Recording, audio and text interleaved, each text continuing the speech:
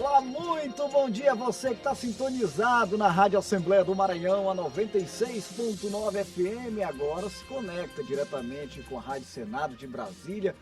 Bom dia aos nossos telespectadores da TV Assembleia, canal digital 9.2 e a turma boa da internet. Tem muita gente aí já se conectando com o Diário da Manhã através do nosso canal oficial no YouTube, TV Assembleia do Maranhão. Para quem não me conhece, eu sou Ronald II, falo ao vivo, direto do Complexo de Comunicação da Assembleia Legislativa, já com o seu Diário da Manhã, que traz a cobertura completa das atividades na Casa do Povo do Maranhão. E olha, muitas atividades movimentaram o Parlamento Maranhense ao longo desta semana. Daqui a pouquinho a gente vai trazer um balanço com as principais informações, os assuntos que marcaram os trabalhos no âmbito das comissões, também no plenário do deputado Najib Aica, tudo isso, tudo aquilo que rolou ao longo dos últimos dias na Casa do Povo.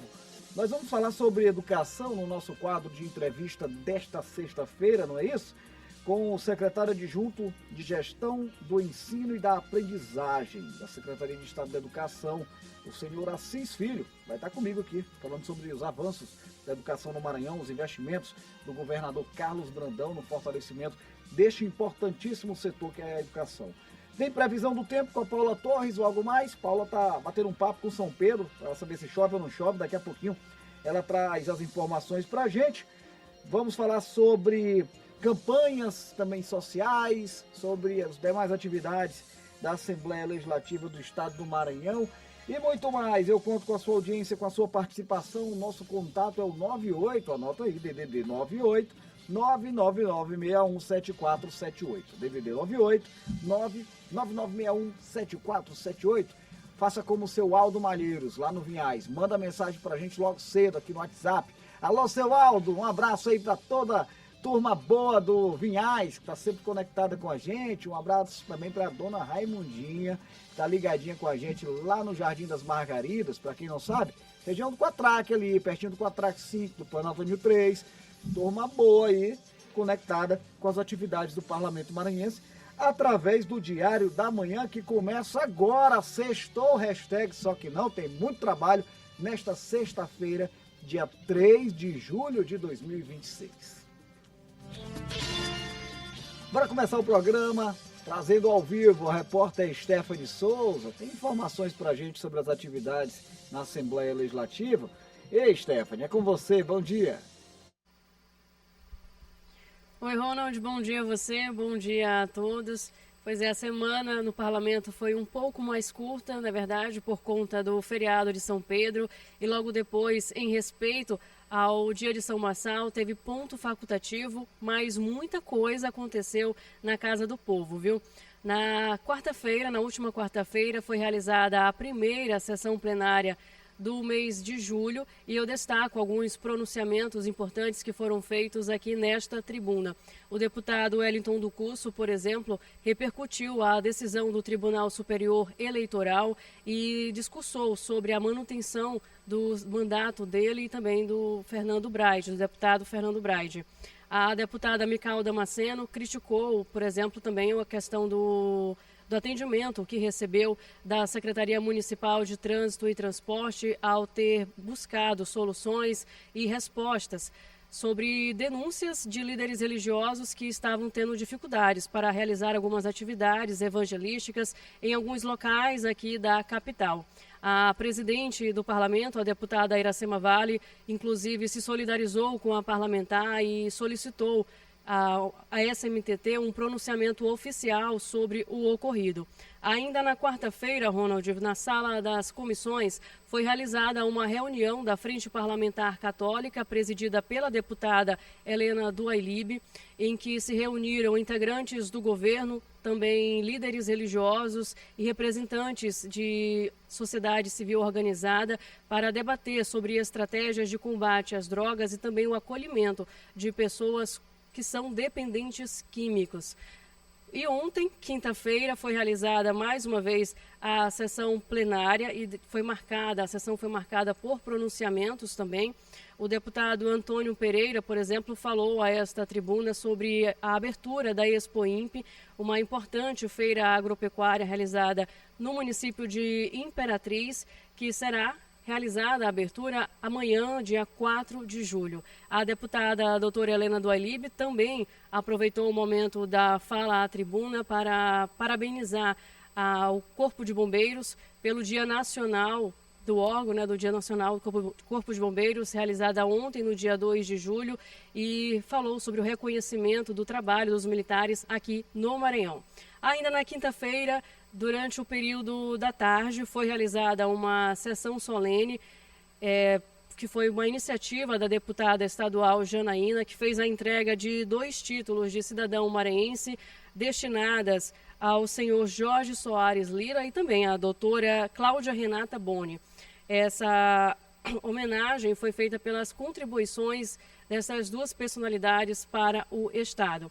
E hoje, sexta-feira, não há programação formal aqui no plenário, na Gibiaico, nem no parlamento, mas os deputados continuam atuando em seus gabinetes e em suas próprias agendas pelo Estado e aqui também na capital. É isso, Ronald, eu volto com você.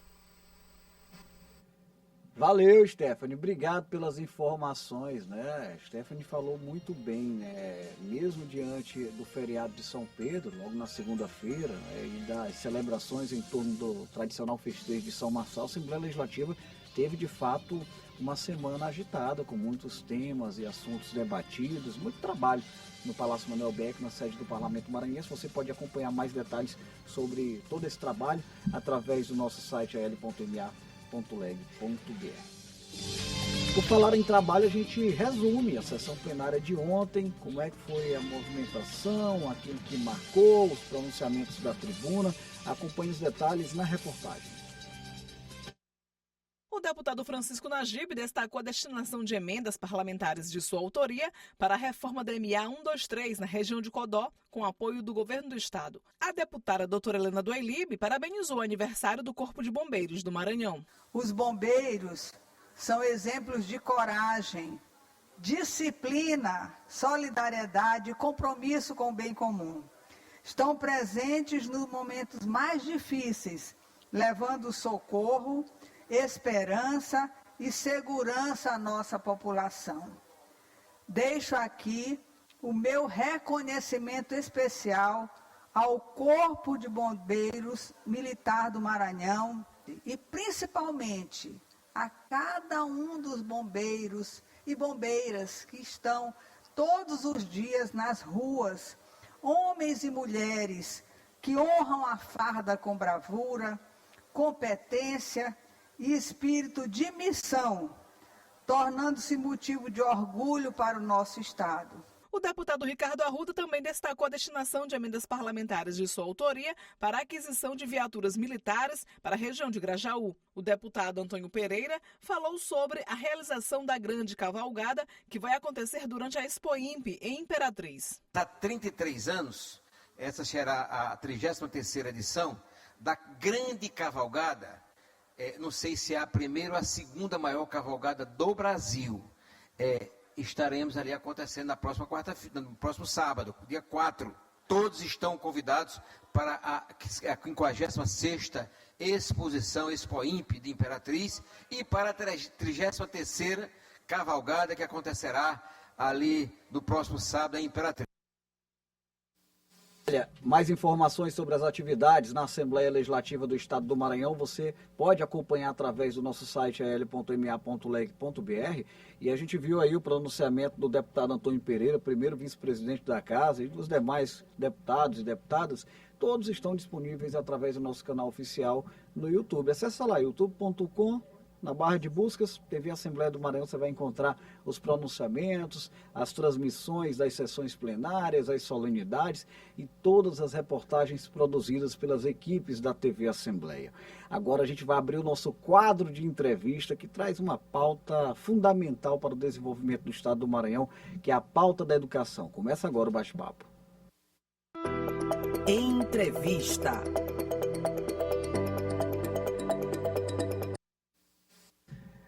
Olha, são 9h12. Nosso convidado de hoje já está por aqui. Eu quero agradecer O secretário adjunto de Gestão do Ensino e da Aprendizagem da SEDUC, o Assis Filho, chegou cedinho pelo Complexo de Comunicação, já passou ali pelo Café com Notícia, foi entrevistado pelos demais colegas aqui do Complexo de Comunicação e agora entra ao vivo aqui para esse bate-papo. Eu sei que falar sobre educação demanda muito tempo. A gente tem 15 minutinhos para bater esse papo aqui, mas eu sei que você vai trazer boas notícias, boas informações para a gente. Secretário, muito bom dia ao senhor. Obrigado pela atenção desde já com os nossos ouvintes, telespectadores e internautas. Seja bem-vindo. Bom dia, Ronald. Bom dia a todos os nossos ouvintes da rádio, telespectadores da TV e que nos acompanham também pela internet. Já tivemos desde cedo no Café da Manhã com Notícias, com a Márcia, e agora aqui com você no Diário da Manhã, falando sobre essa pauta tão importante, tão essencial para o Estado, que é a educação no Maranhão. Secretário, primeiro eu queria entender um pouco sobre esse braço importante da SEDUC, né, que é a área da gestão do ensino e da aprendizagem, né? Como é que vocês têm trabalhado, quais são as principais delimitações das atividades dentro dessa pasta em relação à educação? Nós somos 7 adjuntorias na Secretaria de Estado da Educação. Eu estou liderando, junto com a professora Jandira Dias, nossa secretária de Estado, a gestão da rede do ensino e da aprendizagem. Lá nós tratamos sobre as nossas 1.078 escolas de educação em tempo parcial, aquelas que só são um turno. Sim. Nós temos uma outra oferta de ensino que são os centros Educamais, que é o tempo integral, isso está em outra adjuntoria, e temos também os Institutos Estadual do Maranhão, que é o IEMA, que é uma outra oferta. O IEMA é uma autarquia independente da SEDUC. Conosco lá também, além dessas 1.078 escolas de tempos parciais, estão as modalidades de ensino. Educação escolar indígena, educação do campo, quilombola, educação especial, formação pedagógica de professores. Tem um mundo de coisas lá que a gente trata nessa adjuntoria. Imagino, secretário, sempre que a gente recebe um secretário de Estado aqui, eu gosto de frisar isso, que a gente sabe do tamanho que é o desafio atuar pelo Maranhão, por diversos motivos, né? Uma diversidade cultural, diversidade de condições econômicas em diversas regiões, né? E principalmente pela extensão territorial desse estado. É um estado grande, né? E não é fácil atuar, eu tenho certeza disso. Mas eu lhe pergunto, como é que vocês conseguem, né? Como é que vocês têm trabalhado esse planejamento para contemplar de fato todas as regiões do estado do Maranhão, né? Lá na região leste do estado, região Tocantina, região sul, no sentido de fazer com que essas regiões também sejam contempladas com as políticas públicas do setor de educação. Pergunto isso observando um comportamento municipalista do governador Carlos Brandão, que inclusive, por exemplo, levou uma sede do governo do estado para a região Tocantina. Assim, como descentralizar essas políticas públicas, né, e evitar que a maior parte desses benefícios se concentre na região metropolitana de São Luís? Como você mesmo disse, Ronald, o governador Carlos Brandão é um governo municipalista e a SEDUC ela segue essas mesmas diretrizes de descentralizar as ações do governo para todo o Maranhão. Nós somos um estado extenso do ponto de vista territorial, populacional e na quantidade de municípios. São 217 municípios, mas na SEDUC nós instalamos um modelo de governança que visa justamente descentralizar essas ações educacionais, e a estratégia foi criar 20 unidades regionais de educação espalhadas por todo o Maranhão. E essas 20 unidades regionais de educação, ela é o braço da SEDUC em cada região. Cada região tem as suas especificidades, suas características, seu povo, seu costume, sua cultura, sua forma de viver. E a educação precisa levar isso em consideração. A gente chama isso de educação com equidade. Tratar as pessoas da forma como ela é, de acordo com as suas especificidades, de acordo com as suas diferenças. E aí o Maranhão adota esse modelo de governança, de descentralizar as suas ações nas unidades regionais de educação, que são 20 espalhadas, bem estruturadas, com equipe técnica e pedagógica funcionando em todas essas unidades regionais, para que as ações da Secretaria de Educação possam ser canalizadas, possa ter caminho e chegue até os municípios.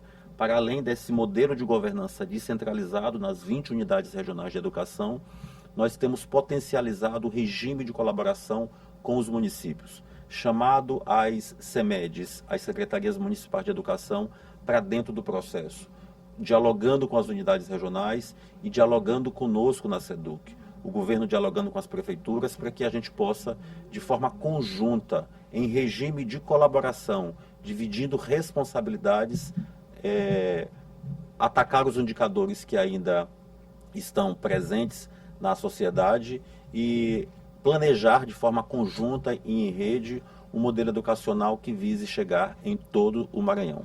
Secretário, você toca num ponto importante, colaboração, cita os municípios, né? Quem conhece o interior do estado, e eu conheço bem o interior do Maranhão, sabe que existem muitos desafios que precisam ser enfrentados, né? A gente sabe, inclusive, das condições de infraestrutura de cidades em que os estudantes precisam percorrer quilômetros por conta de condições ruins das estradas ali vicinais, que a gente sabe a competência muitas vezes dos municípios. E aí eu quero lhe perguntar, dando essa abordagem aqui, quais são os principais desafios que o senhor enxerga dentro dessa realidade? Porque eu sei que tem muita coisa, quando se fala em educação, que foge da estrutura da Secretaria de Estado da Educação, né? Como é que o senhor tem visto também essas parcerias e outros eixos do governo do Estado em parceria também com os próprios municípios nesse sentido? Esse regime de colaboração que eu citei, ele é uma divisão de corresponsabilidades da União, dos estados e dos municípios. Cada ente federado precisa cumprir a sua parte para que as ações cheguem na ponta e isso resulte na melhoria de vida das pessoas que vivem nas cidades. O governador Carlos Brandão sempre diz, as pessoas elas vivem e moram nas cidades. É lá que estão os problemas e é lá que precisam chegar as soluções. Você citou, Ronald, por exemplo, a situação de estudantes que moram nas zonas rurais e lá não tem escola de ensino médio, por exemplo, para ele estudar perto de casa. Sim. O que temos que fazer para garantir o acesso à educação, que é um direito universal, democrático para todos? O governo lançou, por exemplo, o programa Transporte Escolar para todos os estudantes. Os nossos alunos do ensino médio, por exemplo, eles pegavam carona no transporte escolar do município para poder ir para a zona urbana estudar na escola de ensino médio lá na zona urbana. E era uma reclamação generalizada dos prefeitos de que eles transportavam dezenas e até centenas de estudantes de povoados diversos lá do seu município e não recebia nenhum incentivo financeiro para transportar esses alunos, que o incentivo financeiro que eles recebem do governo federal é para os alunos da rede municipal. E era uma reivindicação legítima e verdadeira. De fato, os alunos do estado, do ensino médio, pegavam carona nos municípios, nos transportes dos municípios. E aí o governador Carlos Brandão, de forma muito acertada, junto com a equipe da secretária Jandira Dias, elaborou o programa Transporte Escolar de Verdade, que é o eixo de transporte dentro do macro programa Educação de Verdade. E agora os nossos prefeitos estão conveniando com o Estado e recebendo incentivo financeiro para renovar ou ampliar a frota de transporte escolar e garantir que os nossos alunos possam ter acesso ao transporte para ir para a escola. Não é somente sobre ofertar matrícula, é também poder garantir a saída do aluno de casa até a escola e o retorno dele da escola para casa. Porque o direito ao transporte escolar também colabora no combate à evasão escolar. Porque se eu tenho uma escola e eu não tenho condições de chegar na escola e voltar para casa, eu não vou para a escola. Não é só sobre ter escola, é sobre garantir a ida do aluno para a escola também. Na região metropolitana de São Luís e em Imperatriz, onde nós temos o sistema de bilhetragem eletrônica, o governo não fez convênio com os municípios. O governo está entregando o cartão transporte escolar, que é o direito ao passe livre. Há uma reivindicação histórica dos estudantes em ir e vir para a escola sem pagar passagem. Sim. Estudar é uma profissão, e é uma profissão não remunerada. E sair de casa para ir para a escola tem custo. A passagem em São Luís é uma passagem cara, não é uma passagem tão acessível. O trabalhador que tem renda reclama do preço da passagem. Imagine o estudante que tem o estudo como profissão e não tem renda para isso. E aí o governador Carlos Brandão lança também, dentro do eixo da educação de verdade, o direito ao passe livre estudantil dos estudantes. A catraca eletrônica não será mais impedimento para o aluno ir para a escola e voltar. Ele tem o cartão transporte escolar, que ele passa da catraca eletrônica e vai para a escola e volta para a escola nos 5 dias úteis da semana e nos 22 dias letivos do mês. Transporte escolar é garantia também de permanência dos alunos na sala de aula. A gente tem observado e noticiado com frequência aqui algumas medidas do governador Carlos Brandão, da Secretaria de Estado da Educação, nesse sentido, no sentido de contemplar o setor de educação, combatendo principalmente um problema que é uma realidade do Brasil. Não é uma particularidade do Maranhão, que é a evasão escolar, né? E isso não começou ontem, nem hoje, né? Já tem um certo tempo que a gente tem noticiado diversas medidas, tem o programa Pé de Meia, enfim, vários programas que a gente poderia citar aqui. Todas essas medidas, secretário, é possível dizer que já estão surtindo efeito, resultados, existem dados que garantem que esses recursos financeiros, que esses investimentos apontados pelo governador Carlos Brandão estão dando resultados positivos no Maranhão? A gente está na frente de outros estados, por exemplo, quando se fala em combater a evasão escolar? O INEP, inclusive, Ronald, na semana passada, o INEP divulgou os indicadores do rendimento escolar no Brasil inteiro. Sim. Os principais indicadores do rendimento escolar é a aprovação dos nossos alunos, e a taxa de abandono. A aprovação dos nossos alunos significa que o aluno ele se matriculou e ele conseguiu passar de série. Ele está na primeira série do ensino médio, ele está aprendendo e foi aprovado e foi para a segunda série, da segunda para a terceira e da terceira ele conclui o ensino médio. Isso é a taxa de aprovação. Isso também teve um aumento dentro do Maranhão e no Brasil inteiro. Os nossos alunos estão aprendendo e estão passando de série. Eles estão terminando o ano letivo. Em contrapartida disso, nós também temos a redução do abandono escolar. Mais alunos estão se matriculando, estão continuando na escola. E a continuidade do aluno na escola requer um conjunto de fatores. Ao longo dos anos, as pessoas menos favorecidas, as pessoas pobres, elas escolhiam se trabalhavam para comer ou se estudavam, porque o horário da escola é o horário do trabalho. Então as pessoas deixaram ao longo dos anos de ir para a escola para trabalhar, para comer, por uma questão de sobrevivência. E é preciso que os governos entendam esses indicadores e transformem indicadores em diagnóstico, compreender a problemática social e, a partir dessa compreensão da problemática social, transformar isso numa estratégia, em ações, em políticas públicas educacionais. E várias políticas públicas têm sido implementadas pelo governo federal, pelo governo do estado. A exemplo do governo federal, o presidente Lula lançou no ano passado o programa Pé de Meia, que é um incentivo de R$200 mensal para os nossos estudantes do ensino médio. Ao final de cada série, da primeira, da segunda e da terceira, ele também recebe quase R$1.000 na sua poupança. Ao concluir o ensino médio, é um incentivo de quase R$10.000 que o aluno tem para estar no ensino médio. Isso colabora muito com os nossos alunos.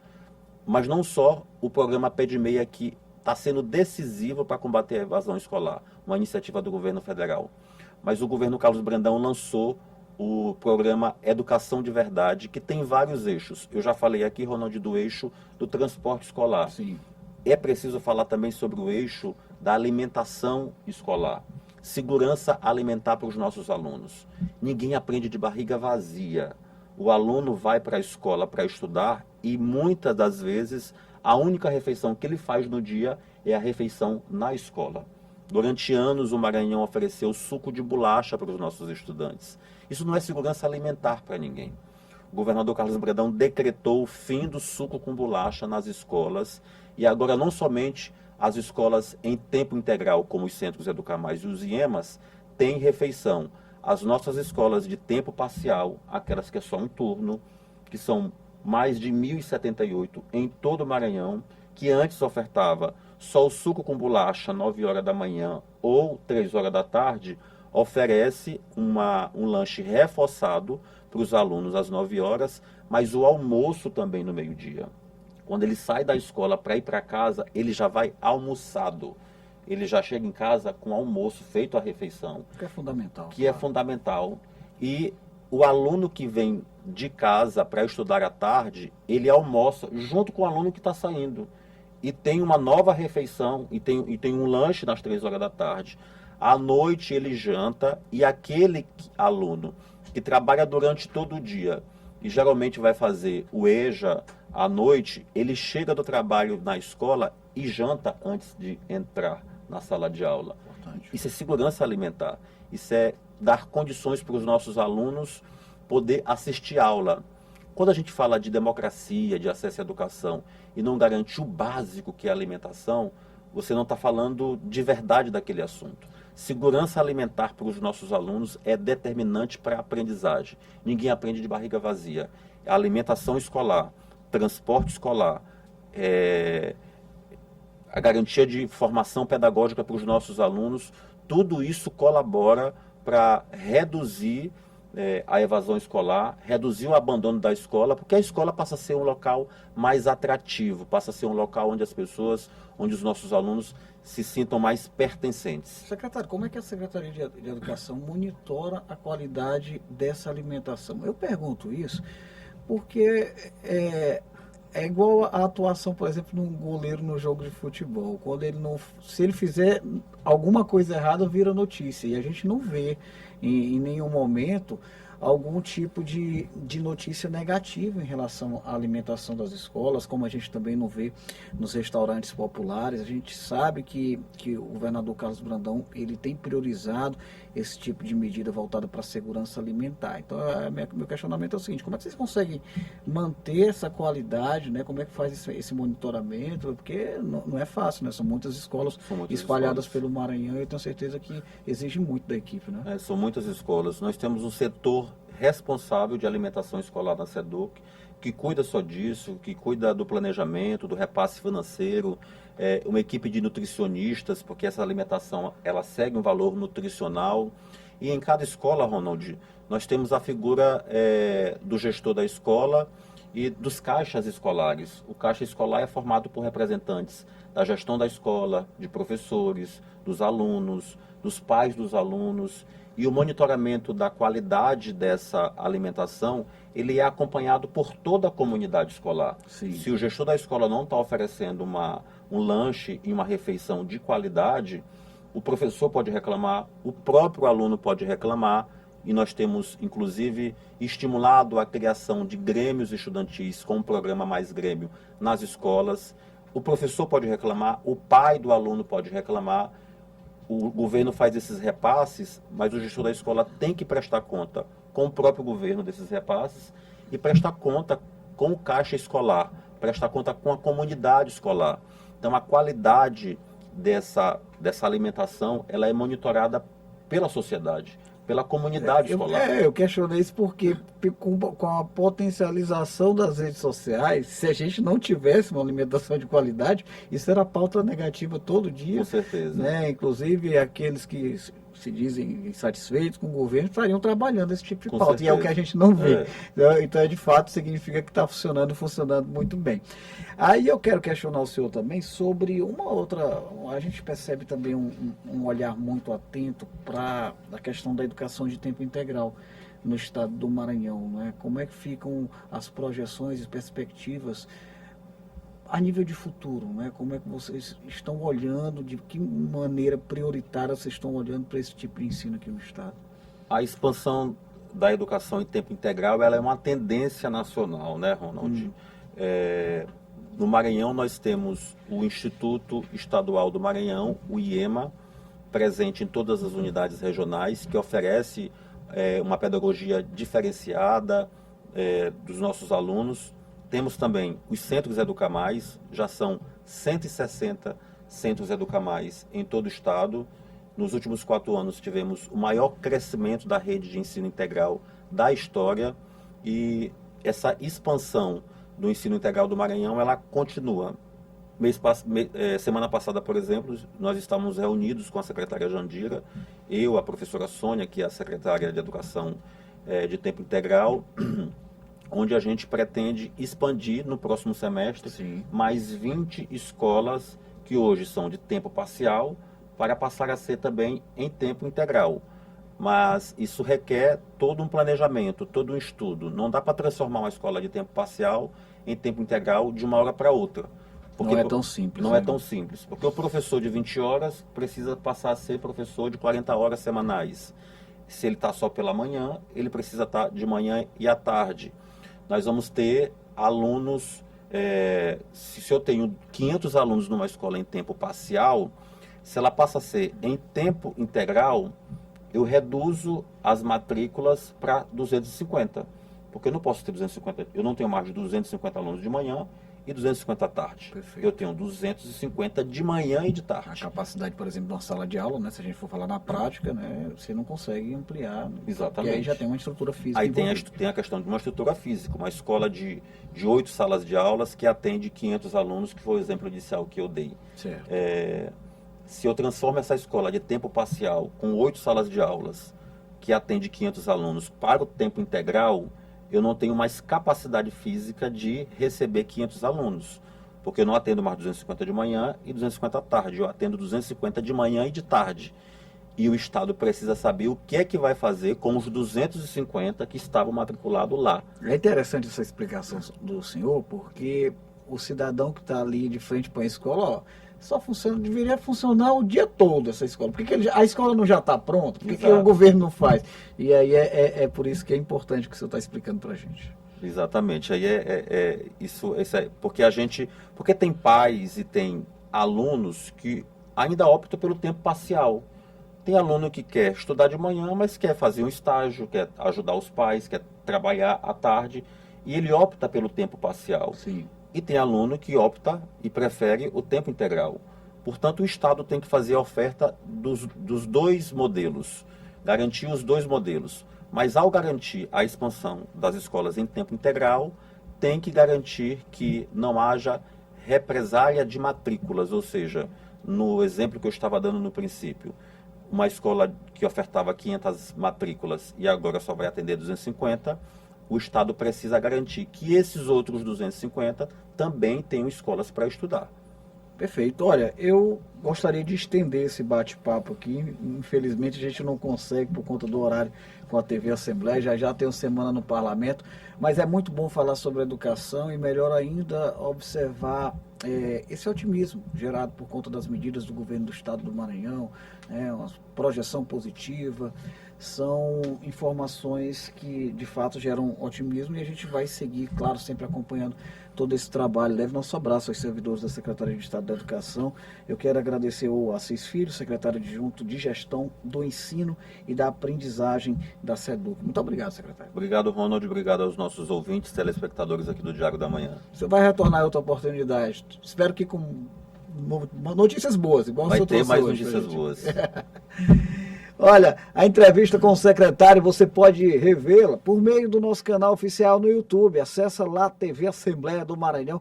Eu vou precisar encerrar com a nossa querida TV Assembleia, porque daqui a pouquinho tem uma Semana do Parlamento, programa ao vivo que traz todas as informações, os principais destaques dos últimos dias no Palácio Manuel Beckmann, sede da Assembleia Legislativa do Estado do Maranhão. Uma ótima sexta-feira para você que está nos acompanhando. A gente se reencontra, olha, antes de sextar, 1h da tarde, estarei, se Deus quiser, na apresentação do Assembleia em Foco, primeira edição, nosso telejornal, com mais informações ao vivo do Parlamento Maranhense. Uma ótima sexta-feira e até a próxima.